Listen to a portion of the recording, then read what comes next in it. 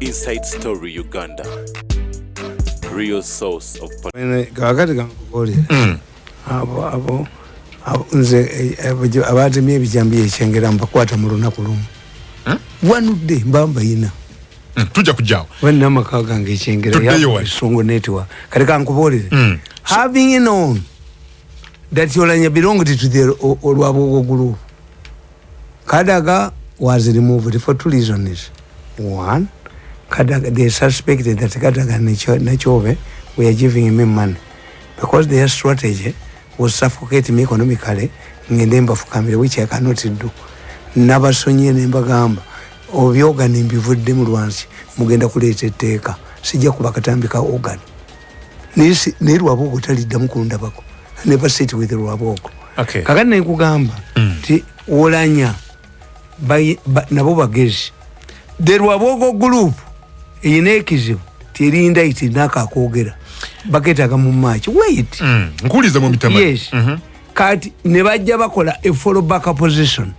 If Lwabogo cannot stand, who stands? Ti Oulanyah. Eye nyumba y'Oulanyah yabadde yabwa president. Ene mpyaje nalabye. Yes. Muzimbe bingwa. Kakati once I know that Kiwanda Fulanka tumwebaze Kazimba Nankabirwa Gundi ono mvuka w'Emmengo kubayiba muganti ajja kubeera vice president. Yes, era kati avuddeyo nnyo because the Kabaka went away. Muganda we teyaliwo ne Kabaka teyaliwo kati Chief Justice to apologize to who? Ne Chief Justice ne Chief Justice ali mu group eyo. So, kakati nkuboli mbadde ku press conference they knew. Wait, don't believe a press conference. I told you that these people knew when Oulanyah would die. That's why when they knew that Oulanyah was going to die, they started antagonizing Amongi. Nengu anti Amongi bamutwala mu court for defamation. Amongo. Amongo. Naye laba ono bwafa nga afudde shortly mu period ye batategeera.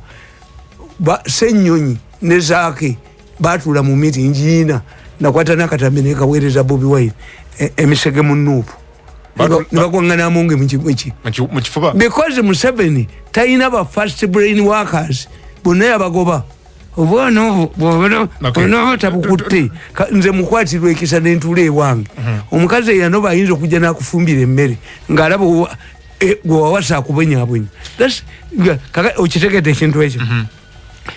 Government brings itself into trouble. How? Oulanyah knew that he was going to die.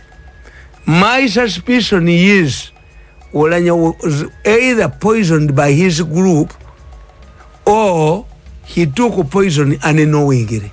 Balina gwe bali babutegeke. But alipota gye batwanjulidde. Anti nkuboli. Lero enanga tugambye nti teyina weeragira ddala medical records. Wait. Tumwebaze comes up, but clarifies later. A member of the Oulanyah group. This man, Kiwanda, comes up. He's an Oulanyah man. Yatambulanga nnyo n'Oulanyah mu kalulu. Nkugambye nedda. Tata namugambye leeta y'ekifaananyi kimu ng'olina n'Oulanyah ewuwe. Confided to you. Kiwanda yasooka gamba lwaki teyayogera kati akyuse. Because Museveni does not have a team of which can handle these people. Taina yangoba nengede. So one challenge alete chifananyi? Yes. Kubaka kati nkubuuza ne gamba. Under the prevailing situation, you are having the neighbor and Republica. And I doubt whether man like Bariomunsi can have any useful thing to say. Bariomunsi, as a public relations office of government, the chief, you cannot say that this man needs counseling. Mugezi. Tikitoboka. Nga nawe wawairiza Museveni tiyata nebanda. Did you undergo counseling? Kati government ngabo yakola nebanda. Do you remember that I came here and said that the first thing Museveni should do is to have Oulanyah's family in the state house? Samugamba, Sabagamba. Nti bagenda bamanipulatinga. The first thing Museveni should do is to have the Oulanyah family. Bagenda bamanipulatinga. Kakati ulira polisi gamba waliwo anti ulira enanga yawunyadda enanga yawunyadda when Oulanyah is talking, Nabaganti Oulanyah. When Enanga is talking? Oulanyah, Manya Ugundi Enanga, Ajawandi Kakatabu inside my mind, Jakutunda, Binubia Bulimba, Neazanya Katemba, Mugezi. Chatokiri Zabinubia, you get there. And in Kuburia, best up. Let me tell you. Government has dragged itself into the Oulanyah case the way it dragged itself into the Nebanda case.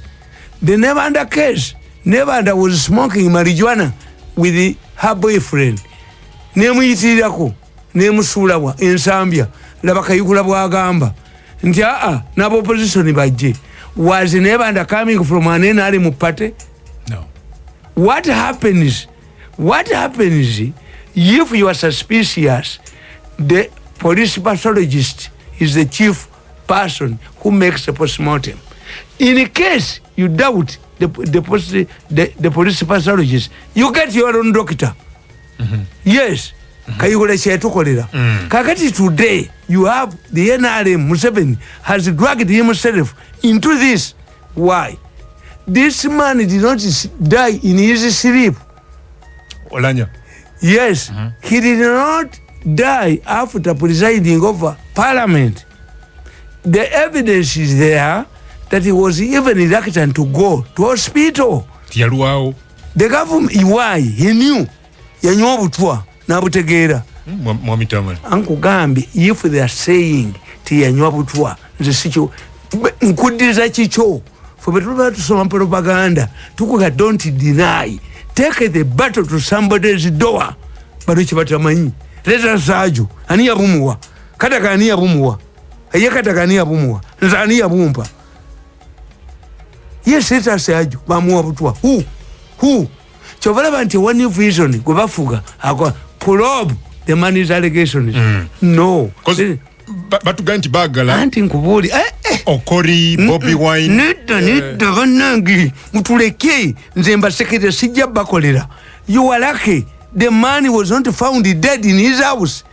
The man did not attend a meeting in Rwakitula where the president would be dragged in. They have to prove that the man did not die. Ngaka zimba buyagamba. Nga ichibisopo wanga afude. Wange taina keyalide. Who told you tiafude byakulia? Nichumujimba. Olaba chibisopo semogerere ali excited nyone kazimba. Abakatuli chibaine kondali abo kumoyo. Ono yacheretira yekka. Wange taina keyalide. Atoba mufana atubulira. Wanyo kazimba panic. Kakati kubulira ndi Museveni abiretira yekka. First of all, you took this man to a hospital. An international hospital. One of the best in the world. When he was still alive. Where is the post-mortem report of that hospital? So bibatu wadda babijewa. Ati nkubulira bacheretera. Bebacheretera boka. Where does the government come in? Whom do we listen to? The person we should listen to is where Oulanyah died. Who saw him?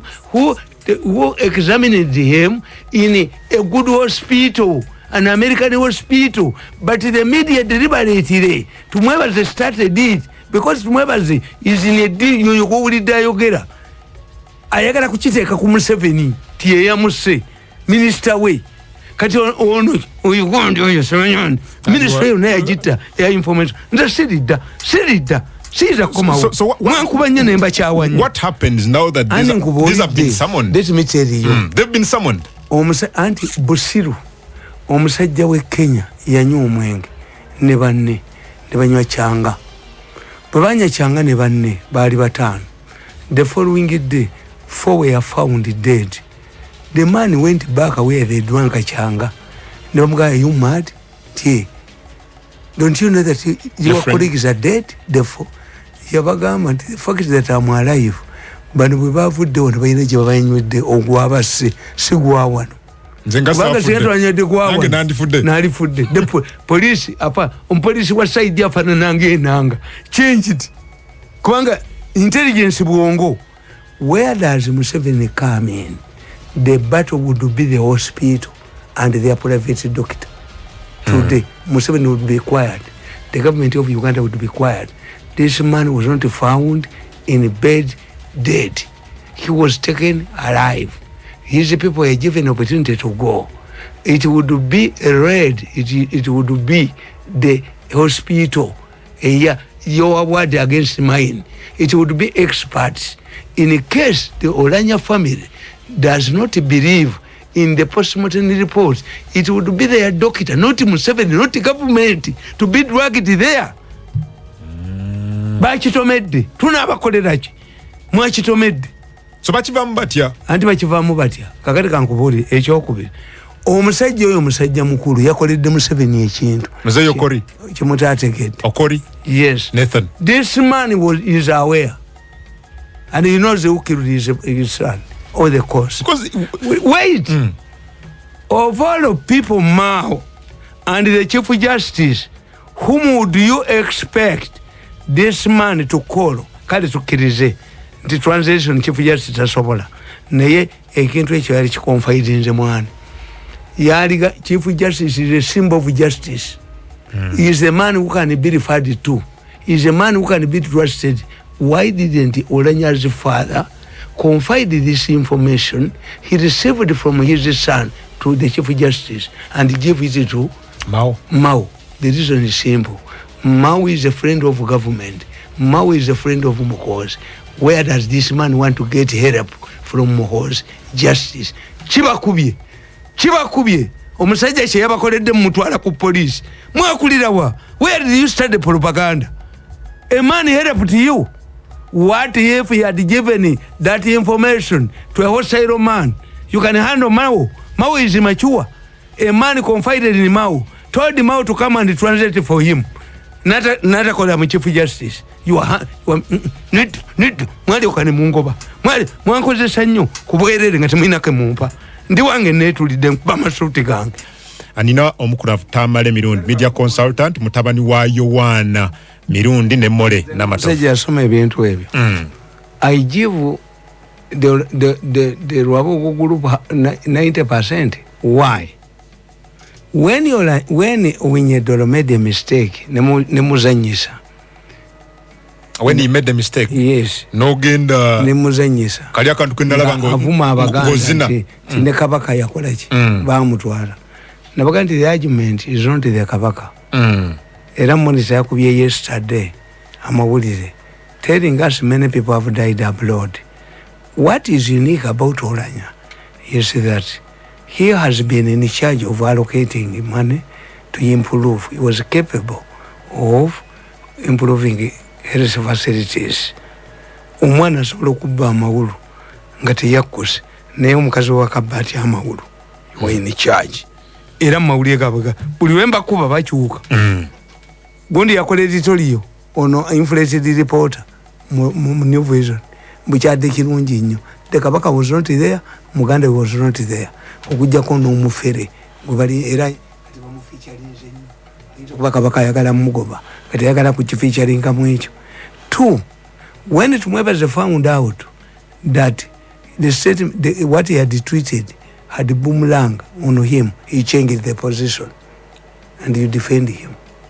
And who defends him? Yali agala to insight kubana yali mopolabo. He's the one who talking.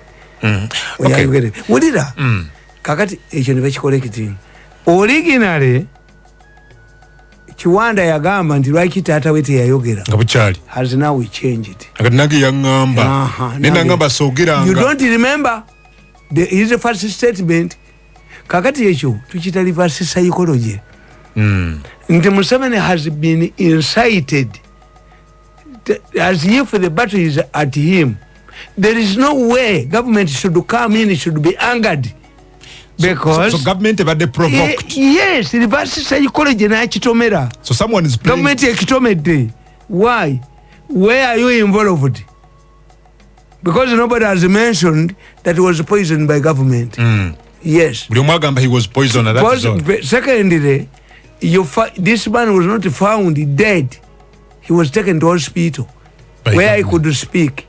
Where is the post-mortem report? In absence of a post-mortem report, what do we do? Because you can say the most credible witness we have is his father. And I told you that human beings are like a plane. When a plane crashes, you get a black box. Where is Oulanyah's will? Akabukedde kakubye waliwo omukazi ayagala okutwala ebintu bya Oulanyah. Are you stupid? Oulanyah lawyer, a celebrity lawyer, Oulanyah, who knew, according to Chiwanda, Tiagenda Kufa, Taina Dame. Where is the dame? Will. Irana no yo government, Tebi Mani. When these people, government had ever day in a planning unit, as I told you, Museveni should get hold of these people. 2, Nabagama and President Museveni, Omusajo Yamguri and Yuba Chita Oulanyah, Amujeyo. What you get it? Museveni bought a house for Lakwena's mother. Wange gwata yamba nina kufukamira walwabu sijja kubafukamirira ate sirida nja kubebera mu mpale ne mwanjoga nnyo omwana wa munaya soma ina masters n'omukanyuka kasasiro never wakawuziye again except on the sidelines gamuwozi muwagira. But if you bring an appointment, okay, so waliyegala president agulire Taata wa Onokoli. Yes, abinjawo kubana kitegeera nti buli kibeerawo baba kyeyambisa. Media si ya Museveni. The media does not belong to ekyokusatu mubeeranga mune feelings amongi tiyali tutesente kutwalira Taata wange among boyogera amongi bali babiri. Why? Because watute ekifo ky'omwana nga bolendera sente. What are you reminding me? Oh, si yali tute sente zino mu buntu. No bwamutunulira alaba ki tebalina buntu wabaddewo kiraka wa parliament. When I look at you, what do I remember? When I have this atigwaze mu kifo ky'omwana gy'abadde botute ekifo ky'omwana nga nondetera sente kwa mumuguze and is an old man. 3, unlike NRM, which is short-sighted, the opposition is eyeing the by-election. 2, they are creating anti-Museveni sentiments and Muhoozi sentiment in northern Uganda. So far, Uganda is under the total control of NUP. Yes. Northern again. So how are they creating anti-Museveni sentiments? Anti-kakati yonari bagamba. Lwaki abagaana okwogera lwaki Museveni abagaana okwogera omusajja omukulu agambye batta omwana we. Yes, mutabani we yakubuulira, but according to scientific research si kyekyo. Kubanga mumuyambiddwa. One of the reasons why somebody should be taken abroad is because their reports, their hospitals are trusted by everybody. Tokwata bano obagazaaki bano tiimu ye yogera bebamanyi era nakibatwalidde ne bagamba Oulanyah bw'aba yafa butwa mumwamutta kubanga gurupu ye eyaba Chiwanda. Can we trust Chiwanda? Mu Busiraamu bakugamba ti omutiriki n'omutamiivu tebawa bujulizi mu Busiraamu. Chiwanda eyalemwa n'okusasula essuuti ey'emitwalo 8. Chiwanda alina emisango miyitirivu nnyo. Is he a credible witness? Can we trust Chiwanda? Atuweeyo ekifaananyi kimu oba abaana b'Oulanyah boogere tiyajjako ewaffe Oulanyah n'amubuulira. W'obuulira munno nti nanywedde obutwa abanfe n'anfe. Let Chiwanda prove to the country that has been a close friend of Oulanyah. If he fails, then he is a suspect. Ye yabumuwa. Yes. Neti tujja bakolera.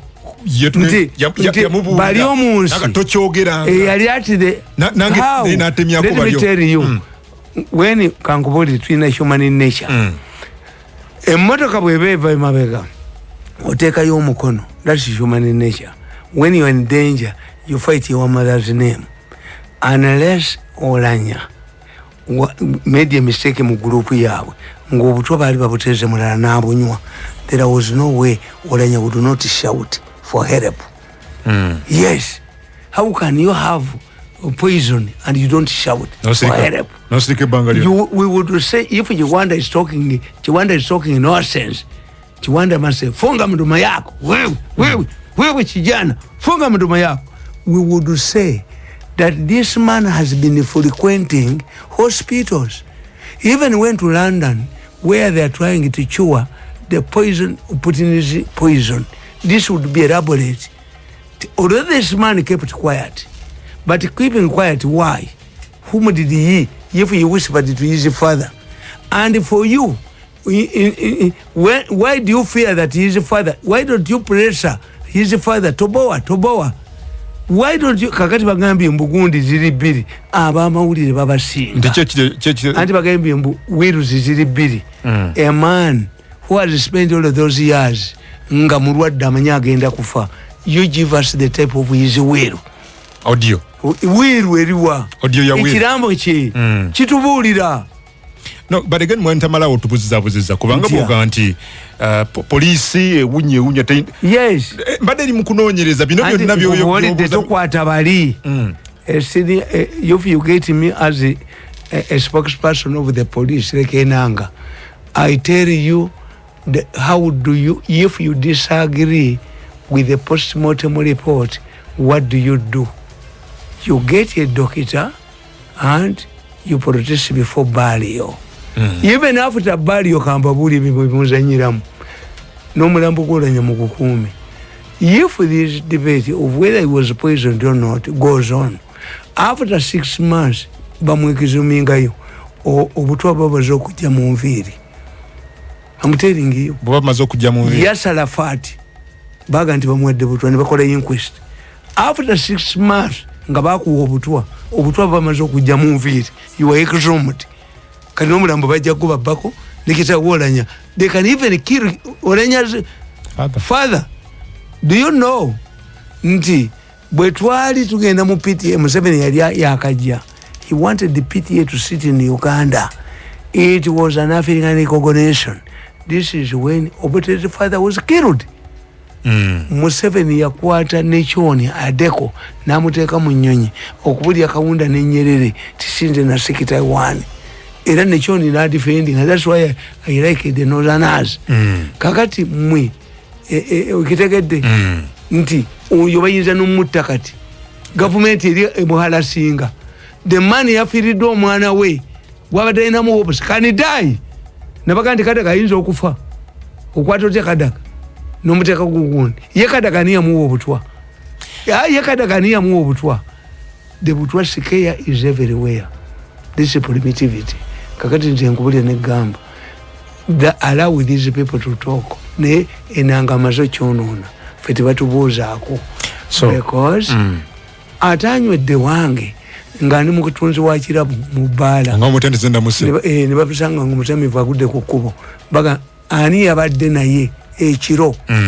Kakati this man went to an international hospital. Why don't you debate? Why don't the contraction would be that hospital with other experts in that science, not the government? They should be the ones silence. To talk. No, the government would say, the president would say, I hear people who are making noise, allegations that the man was poisoned. The post-mortem report is there. I was not there. None of us was there. But Museveni has been put on the defensive. Why? Government has been defensive. Why? Even police. Did this man die in his house? No. Did this man died after attending a function at Museveni or Oulanyah? Museveni yamuwamba buwambi. Baba subiza million chikumi. But Museveni, because of his buyakera tactics, bwe yamala okutegeera nti Oulanyah bebamulese, Museveni went and sat there namukapuchalinga.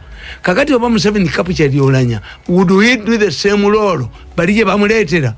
Kubanga ffe tubuuza mu intelligence abasoma abatali nabaga nti I was smuggled here ne bantwala ebweru okusoma at the age of 16 nensoma propaganda logic information analysis. Who benefits from Oulanyah's death? Kwetukwata, who benefits? Gwemkwata. Does Museveni benefit? How? Because Museveni does not benefit. He wouldn't even have liked okulonda speaker omulala after election of the speaker. But who benefits? Eyaleeta Oulanyah akyuse gundi amateeka ga parliament era olaba gundi yakubye monitor nekuba negamba nti bano balina experience. Okiwulira bano a member of parliament talina experience. Is the law written in Latin gye batamanyi okiraba nti era baga nti there is need nabaga nti bakuwajeda obwo bwamawulire bwe bagula obuguzi. What awaits the new speaker and the deputy speaker to capture you kwanza nabisoma kakati bakuwandikidde nalabye omusiru omulala kawandise mu monitor Solomoni amagezi gari ayina mutabani we teyagafuna. Yes, Solomon had asked God for wisdom. His son didn't. And we don't. Yes, tetufaanagana. Do you believe that Mugezi yetu chita tutia omuntu okuba kopi yono tuyina bwe tukiita tuyina bwe tukiita mu science kati bakiwera no kiwera.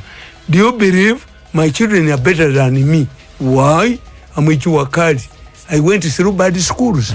They have gone through good schools. Lwaboga asat banyize family yange mbundi bafukamirira ne bawera sente ne bagamba buli mugaga ayima. Sefukamire mandwa tefukamira. Tuyita kunjoga. Sirida.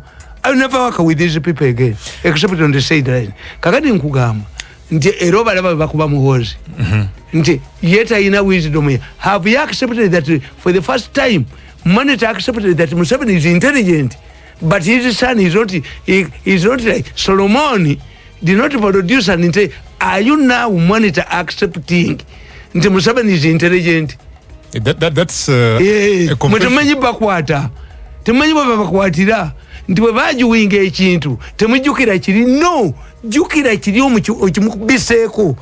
Why do you arrest Oulanyah's father nga omusajja wo wa New Vision yakola editorial probe Oulanyah allegations of poison muyole asoka bitebye kubanga bebamu New Vision yabo era singa Katonda tatuyambi kakulu yabakafuumulamu seboa kayira mutujja bakwata temanyita kumera akakulu offensive communication okimanyi nti kakati singa kakulu byakakuba ebipya ebizose kumfayo Oulanyah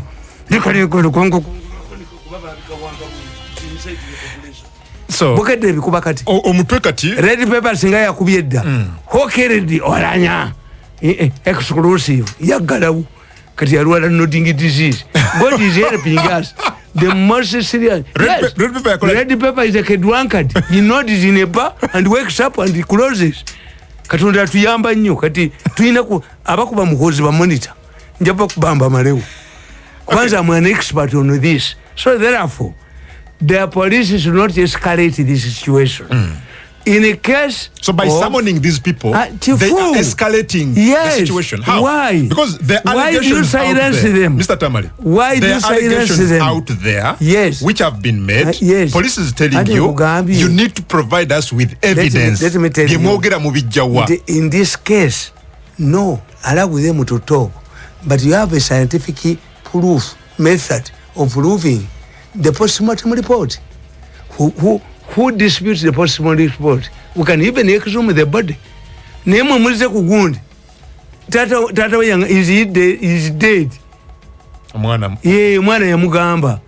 Who at that time Oulanyah was in which camp? Bibamu obutwa. Olaba gundi bapanike nga Franka tumwebasi. Olaba Chiwanda was your statement. Look at them. Kazimba yabaddeyo. Look at them. Gundi yabaddeyo. Olombi yayogedde to divide Uganda into two, following the equator. So if you don't analyze these people, I'm happy. No one Museveni okubera mu mese because he used to listen to me. There was a time Ruyanda bangansitana n'abamawulire ba WBS. Nampita lwali lwa mukaaga naye ndina kusimba najja nziruka. Nanga nti I was watching your program. Would you like me to go there? Your Excellency, why? How can I determine you? The anti nakulabye ebintu ebimu nga tobinyenye nenga ampise naye lwabongo yankuba nengenda kati I'm too big. I'm too big to do what? But ogoleje emirimu gyabo to be a minister in Museveni's government kangobuulize bakwata omwana musajja akwata omwana we n'amutwala mu kyalo ngali stubborn addemu empisa.